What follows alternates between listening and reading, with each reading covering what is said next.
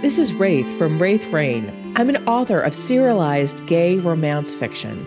Every week on this podcast, I'll be reading a chapter from one of my gay fantasy shifter serials called Dragon's Reign. I'll explain at the break how you can find out more about this story and others I write. So let's get to it. Chapter 43, Ambrosia. Earlier, Valerius, Marban, and Shioni sat in complete silence at the table in his quarters. The table was groaning with food. A massive roast beef sat on a large cutting board. Caitlin was cutting the beef into paper-thin slices. The meat looked succulent, with juice pooling in the grooves of the cutting board. Golden, crispy roast potatoes were piled high on another platter, glistening with melted butter and sprinkled with green parsley. If one wanted to make sandwiches from the roast beef, there were crusty rolls studded with rosemary and salt. Spicy mustard and hunks of strong cheddar were also out. There was finally a salad with juicy ripe tomatoes, crisp cucumbers, bright peppers, and a piquant dressing. "This looks delicious," Marban said for the 50th time, and gave Shioni one of his grandfatherly smiles. Shioni smiled back in a bright, unnatural manner. "Oh yes. The kitchen staff always comes up with something wonderful for every meal. Please let them know our appreciation, Caitlin." Caitlin smiled and bobbed her head. "I will, Shioni. Is there anything else you would like, King Valerius?" "What?" King Valerius snapped. He hadn't meant to. He was just in his head. He grimaced. "I'm sorry, Caitlin. No, I do not think we require anything more." She had finished slicing half the roast. He would cut the rest when needed. She bowed and moved out of sight. She would normally have stayed and continued to serve, but he had asked for them to be left alone after the initial service. They had matters of state to discuss. When the door finally closed behind her, though, the silence continued. Valerius downed half his wine. "Here, let me serve you, Shioni," Marban said as he got up and took her plate. "Oh, that's not—" "Thank you, Marban. That's quite thoughtful," Shioni said, and her eyes flickered to Valerius. He normally served people, but this scene hardly registered with him. He was thinking of Caden. He hadn't told the young man about their plan with the dragon shifters coming to Reach. He'd meant to, but it felt wrong to do so on the phone. Besides, Caden had been so happy that Valerius had not wanted to ruin his mood with concern or any anxiety. Valerius was anxious enough for both of them. Though he wouldn't have called it that. He would have just called himself moody, or out of sorts, or wanting to be the hell alone unless Caden was my company. But he was anxious, because the dragon shifters had not all come together since the war, and he found that he was more concerned about this meeting than that one. He drank more wine. "So, you have invited the other dragon shifters to Reach to meet the white dragon," Marban said, as he set Valerius's plate, now laden with food, in front of the king. Valerius blinked down at the food. He hadn't even noticed Marban doing this, but he was hungry, so he grunted his thanks and dug in, shoveling pieces of the beef that melted into his mouth. "Caden and Iolaire would like this," Valerius thought. "I need to tell him to eat plenty of protein." "Valerius?" Shioni asked. He glanced at her. Both she and Marban were looking at him as they far more delicately ate their food. Valerius rewound in his mind what had been going on. He then realized that Marban had asked a question. "Ah, yes, they are coming. To annoy me," he muttered the last. Marban's eyes nearly disappeared in the folds of his wrinkled skin as he heard that. "I am sure they will annoy you very much, King Valerius. I've been preparing world leaders for the meeting. Everyone is nervous, though last night's meet and greet with the white dragon has calmed some fears," Shioni said. Marban chewed his food thoughtfully. "Caden is quite a good ambassador for shifter kind, I think. A very genuine, good young person. You might think of making him, or rather Iolaire, a true ambassador of yours, Valerius." "Caden will not be leaving my territory anytime soon," Valerius said as he stabbed another piece of roast beef. The very thought of Caden being in another dragon's territory was beyond awful. His imagination provided him with the image of the titanic green dragon swooping down and grabbing the much smaller Iolaire in its claws and carrying Iolaire off.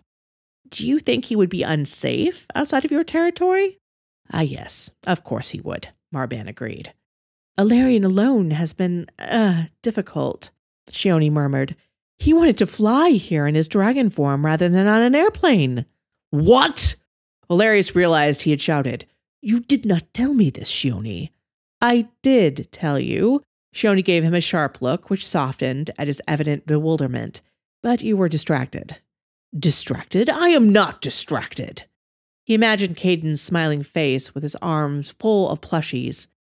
Of course you aren't. But in any event, Alarion was placed in a private jet with Esme, and both are on their way here in their human forms, Shioni informed him. That is good. Otherwise, I would have to meet him in the skies and take him down, Valerius growled. So the fight would have begun. Marban patted his lips with his napkin. He enjoys causing terror wherever he goes. You think a fight between Alarion and Valerius is inevitable? Shioni asked Marban, leaning forward on the table. Marban nodded. Alarion is a type of being who will only stop when he is made to, and there is only one person who can make him. Both of them looked meaningfully at Valerius. He chewed the beef in his mouth and muttered something about getting more wine. He'd been thinking of flying with Caden that night. Iolaire had mostly been in control when they were in their dragon forms, but it might be time for Caden to start steering a little bit. To truly be as strong as they could be was to have both dragon and human in control together at all times. Raziel let out a puff of smoke. Except when the dragon is sleeping, of course, Raziel. Valerius smiled absently. Like many predators, dragons slept most of the time so that they would be ready to stalk and attract their prey at others. Valerius, are you going to get the wine? Shioni asked. Valerius realized that he had been sitting there in his chair, acting as if the wine was going to get itself. He scraped the legs of his chair back and got up to go to the sideboard, where several bottles of his favorite red were waiting to be opened. As he did this, Shioni and Marban continued to discuss the dragons. While Alarion is a problem, I actually think greater threats come from dragons like May, Marban offered. She has been piloting her territory into ever greater technological discoveries. Robot warriors have been hinted at. Robots? So she could have an army that vastly exceeds the size of her population, Shioni said as Valerius uncorked the bottle of wine. Yes, and that means she can attack or defend herself without the cost in human or shifter lives, Marban continued. It would make the cost of war so much less in their eyes. While we are having to throw people at her, she can send robots at us. Shioni's eyes were wide. And again, her territory abuts Alarion's. This may be in defense against him. I think it is. The word is that Alarion may move against May, Marban said. May and Alarion have been allies in the past. Valerius finally added to the conversation. The robots had disturbed him. May had always been fascinated with technology and clockworks in earlier years, so he had ignored her buildup of robotic helpers. Now he wondered if he had been wrong to. They might be pretending to be on the cusp of aggression simply to mislead us. Marban nodded his head as he speared a crispy potato. True. There might also be a lot of show going on there. Valerius poured out the wine. I hear tell that Caden asked you to look into the bombings that have plagued us. Marban nodded. I am happy to assist our young dragon shifter. It is more than assisting him, Marban. Shioni lifted an eyebrow at the swarm shifter. I am just pleased to be of assistance, generally. Marban put that avuncular smile on his face, rather how another person might don a mask. I loathe when you pretend humility, Marban. It annoys me, Valerius said pointedly. You are useful. Continue to be so, and your star will continue to rise. What have you found? Marban inclined his head, accepting the chastisement without any rancor. Valerius knew that the old swarm shifter would adjust his behavior to suit his audience. He had been used to annoying Valerius on purpose. Now somehow Valerius had to convince him that he would get more of what he wanted simply by being forthright. Very well. But I am afraid I have very little useful information on this, Marban admitted. What I hear is that humans first are behind the bombings, and yet there are rumors of another faction aiding them. Caden stated that there was a shifter, a young girl, who actually placed the bomb. Humans first would be unlikely to accept a shifter ally, Valeria said. There are shifters who hate being what they are, Marban told him with an almost stern look. Valerius frowned. Who were these shifters? If one becomes a shifter of a kind that is looked down upon, for example, that can have a devastating effect on a life. One could see the spirits as parasites in that case. Even if such a shifter wanted to join humans first, I highly doubt that Hawes would accept them into his little group. But even if he did, he would not trust them with such a mission, Valerius pointed out. He was unnerved at the thought of a self-loathing shifter. The spirits were connected to their souls. To hate them was to hate the very core of oneself. Yes, true, and as this self-loathing shifter would likely be of a kind that is viewed with a jaundiced eye to begin with, Hawes and his ilk would want even less to do with them, Marban admitted. We are assuming that Caden was correct in this assessment of the girl actually being a shifter, though, are we not? We are, but I believe the memory of that day is burned into his mind, Valerius said. Shioni tapped her wineglass. She looked thoughtful. I remember the day that my spirit found me more clearly than yesterday sometimes. As do I, Marban agreed, and for a moment the avuncular, grandfatherly face was gone, and a very weary, bitter person looked out at them. Yes, it is something that stays with you, Valerius agreed. Marban, would you share with us that moment? Shioni was looking curiously at the old swarm shifter. Marban gave her a small smile that didn't quite reach his black eyes. Do you want the story I tell my grandchildren, or the real one? Shioni did not immediately say the real one. Instead, she regarded him with that cool, even gaze that had even Valerius squirming at times. It caused Marban to drop his gaze to the table. I was actually a grandfather by blood at one time, and a farmer too. Marban nodded his head as if confirming the truth of his own words to himself. There was a drought that year. My crop had failed. Loans were going to be due that I could not pay. I was going to lose everything. The land that had been in my family for generations. And there I was, standing in my sunburnt field. The earth was as dry as dust. The plants were all dead. Yellow, brown, black. Sweat coursed down my face, dripping off of my chin, dropping to the ground that was thirstier than even I was for water. The wealthy man I had taken the loan from was carried on a litter out to me. He normally did not leave his villa, but he did this day. He was like some kind of fat sausage, stuffed with all of the hopes and dreams of those he lent his coin to. He was smiling, despite the fact that he was sweating like a stuck pig. The litter bearers brought him to me. He leaned over, looming above me, smiling, smiling, smiling. You know what day it is, do you not? He asked me. I need more time. I can recover. Marban, Marban, he laughed. Even if you are a fool, do not mistake me for one. His beady eyes narrowed at me, all show of civility gone. Now I think it is safe for us both to say there is no chance you can pay your loan off. I remained silent, because of course, he was right. Not even if I sold everything I owned could I have done so, not with the interest that he charged. Unless I am willing to change our deal. He smiled oily at me.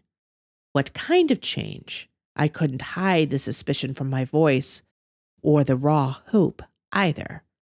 This land was all I would be able to give my two sons, my boys who meant the world to me. I was desperate for whatever he would offer. But I forgot in that moment who I was dealing with. This man, this creature, would never alter a deal that wouldn't give him more than he deserved. And since I was desperate, he would ask for everything and more, which he did. Your son, Tomas. The man actually licked his flabby lips as he said it. I froze. What about Tomas? Give him to me as a slave, and you will have a whole year to pay your loan at double the interest, of course. I hope you are enjoying Dragon's Reign so far. If you enjoy the fantasy aspect of Dragon's Reign, you might enjoy my high fantasy serial, The Elven King's Blade. The fantasy spans between our modern human world and a magical one where elves and other immortal beings are real. Here's a summary for The Elven King's Blade. Elven King Athédan and modern human Kieran are unknowingly bonded across realms, but unless they complete the bond, they will die. Discovering his blade is human is impossible for Athédan to accept. For Kieran's part, accepting his fate is to save an elven kingdom is just as hard to take. If you want to check out The Elven King's Blade, the first 5 chapters are free to read. A link in the description is down below. He licked his lips again. This man had a reputation. He lusted after young men. He abused them. He did unspeakable things to them. I would never give him Tomas. Never. I whispered on lips as dry as the dirt around me.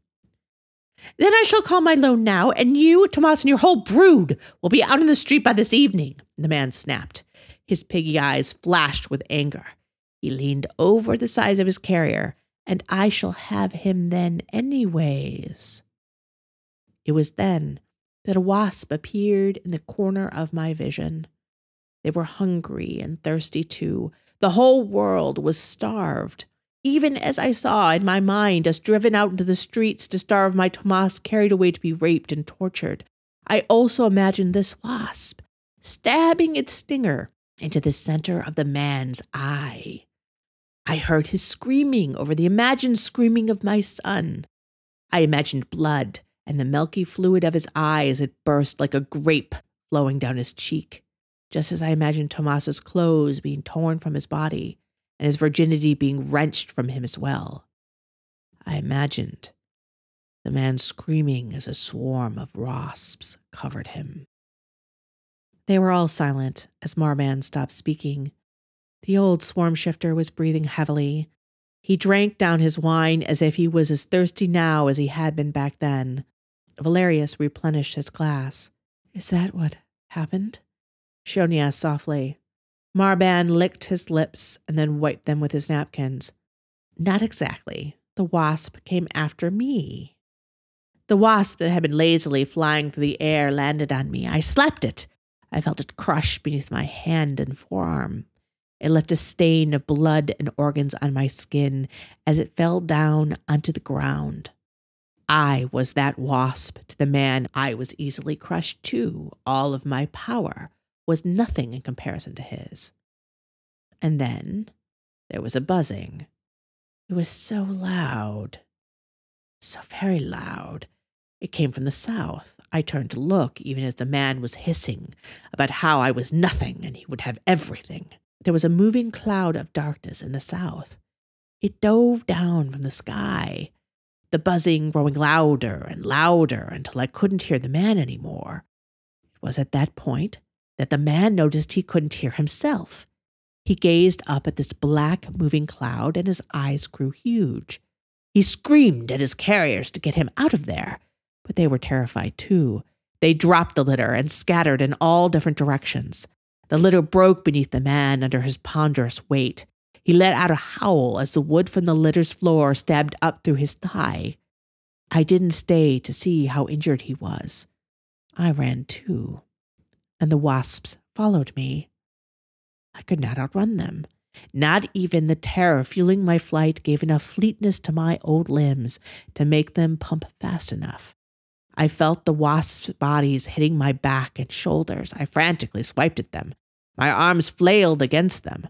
It was like touching a vibrating wall. The wasp, though, settled upon me and started to sting. I tripped, falling face down into the dry dirt. The dirt filled my mouth, and then the wasps were in my mouth, too, stinging me. My tongue swelled up so big that I couldn't close my mouth. The wasps went down my throat. They stung me inside and out. My eyes were covered in a moving mass of wasp bodies. I felt their stingers reach my eyes, and the fate I had imagined for the man happened to me. My eyes were pierced. I was in agony. I was dying. I screamed, though, because if I died, then my beloved Tomas, my family, would all suffer worse than this. It was not fair to be weak like this. I roared as the wasps crawled into every orifice of my body. I felt them fill me until I was the buzzing. And then my body broke apart. It was the wasps. It took a moment to realize this. The pain was gone. All there was the buzzing. I was flying, hovering above the ground. Where my body had been, there was only dirt.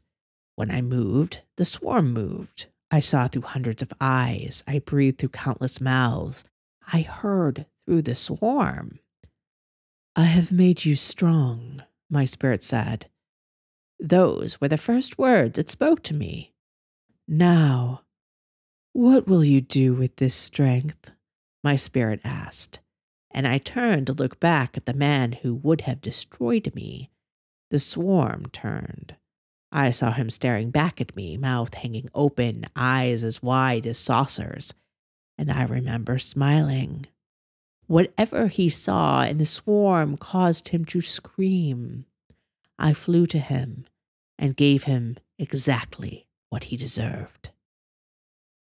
Silence again hung in Valerius's quarters as Marban went back to delicately eating the delicious food. He seemed fine now, not fragile at all any longer. Valerius wondered if this was a story he told his grandchildren, or the real story, and then wondered if it mattered. It was a story that Marban identified with. And your family, you saved them? Shoni asked, her face pale. Oh, yes, I did. I left farming behind and took over the man's business, Marban said with a smile at her. You became a loan shark? Her eyes were wide, and there was a frown on her face. Much more profitable than farming, Marban said as he drew a vial out of the inner pocket of his robes, though that land did produce something very interesting, which I think that Valerius here and myself could make good use of. Wait. Shoni shook her head. You became the same type of man that abused your family. Is that what you're saying? Marban looked at her almost kindly. My dear Shoni, you know the world as well as I do. It's all well and good to say that the meek will inherit the earth when you're the meek. That gives you a ridiculous hope that all the suffering you've gone through is for some greater good. But I think we both know that it's far better to be the strong now and take our part of that good earth right this moment, instead of waiting for a handout. But, Shoni fell silent, clearly distressed. Had she thought that Marban would have done anything else? I see that you are not surprised, Valerius. Marban turned his head towards Valerius. No, that is nothing less than I would expect. I am guessing that you made the man's business far more profitable, too. Valerius remarked dryly as Marban uncorked the vial. Yes, I did, and I will say that I was firm, yet I was always fair, Marban told him. Did you ask for young men to be sold to you? Shioni's arms were crossed over her chest. Marban chuckled. Oh, no, my dear. Young and old, women and men wanted to join me all on their own. Now, he tapped the vial that was filled with a strange black liquid. Now, after that story, I think we all deserve a real drink. This is my own concoction called Ambrosia. What is it? Valerius asked, frowning. As you know, shifter metabolisms work so quickly and so well that we, alas, cannot get drunk, no matter how much of this fine wine we drink. Marban put a few drops in his own wine glass and offered the vial to Valerius. But Ambrosia allows us to experience all the glorious effects of drunkenness again. Even if this is true, I should not get drunk considering the other dragon shifters are all coming, and I think now is the best time to get drunk. You need to relax, Valerius, Marban said. Forgive me, my king, but you're already close to blowing your top. You will need all your strength to keep your temper in check. Have this moment of fun now, and it will pay off later. Valerius, I don't think, Shoni began, but Valerius had already nodded for Marban to put a few drops in his glass. He was wound so tight that he needed release. He really couldn't stand the tension any longer. He needed something. Maybe Ambrosia was it. Besides, it likely wouldn't work. Maybe this concoction had some effect on swarm shifters, but on a dragon shifter? No, surely not. He took a sip of his wine. It tasted no different to him. But suddenly, he felt warmth flowing out of his stomach. It was a familiar warmth of alcohol that he had not felt in so very long. He drained his glass and stuck it out for more wine and ambrosia. More, he said simply. Marban smiled. I am happy to oblige. Bottoms up, my king. I hope you enjoyed this week's chapter. Just a reminder that if you join Wraith Rain as a member, the membership is 15 to 20 episodes ahead of the free podcast. If you'd like to join and listen to all those extra podcasts, not to mention getting access to the other stories and manga on Wraith Rain, a link is down below.